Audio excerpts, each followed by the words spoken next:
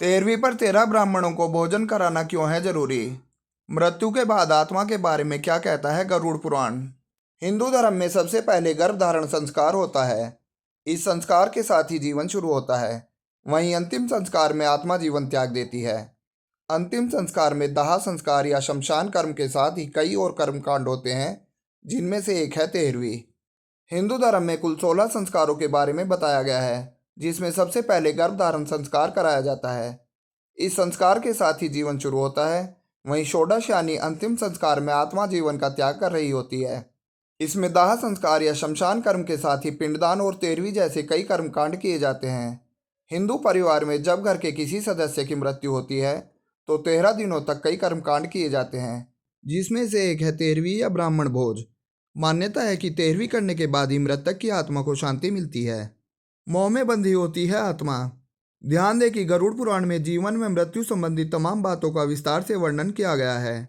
मरने के बाद आत्मा की स्थिति क्या होती है और आत्मा की शांति के लिए क्या किया जाता है। गरुड़ पुराण में इन सब बातों के बारे में विस्तृत जानकारी दी गई है। इन सब में से एक मरने के बाद 13वीं संस्कार के विशेष महत्व के बारे में भी बताया गया है। 13 अंक के रहस्य को जानने की कोशिश करें तो यह जानना होगा कि गरुड़ पुराण के अनुसार मृत्यु के बाद मृत व्यक्ति की आत्मा 13 दिन तक घर और परिजनों के बीच रहती है। क्योंकि आत्मा परिजनों के मुंह में बंधी रहती है, वह ना तो यमलोक जाना चाहती है और न ही उसमें यमलोक जाने की ताकत होती है।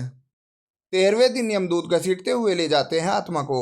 10 दिनों तक आत्मा का जो पिंडदान किया जाता है, उससे आत्मा ताकतवर होती है और उसका एक सूक्ष्म शरीर बनने लगता है। 11वें और 12वें दिन का पिंडदान इस सूक्ष्म शरीर को एक आकार देता है। 13वें दिन जब 13वीं होती है तो आत्मा की शक्ति इतनी हो जाती है कि वो यमलोक की यात्रा कर पाए। यदि पिंडदान न किया गया तो बलहीन आत्मा के सूक्ष्म शरीर को 13वें दिन यमदूत घसीटते हुए यमलोक ले जाते हैं, जिससे आत्मा को बहुत कष्ट झेलने पड़ते हैं। इसलिए 13वीं संस्कार या ब्राह्मण भोज कराया जाता है और इसके बाद ही मृतक की आत्मा को शांति मिलती है। यहाँ दी गई जानकारी विभिन्न माध्यमों से ली गई है। हम इसके पूर्ण सत्य और सटीक होने की पुष्टि नहीं करते हैं। विस्तृत जानकारी के लिए विशेषज्ञ की सलाह जरूर लें।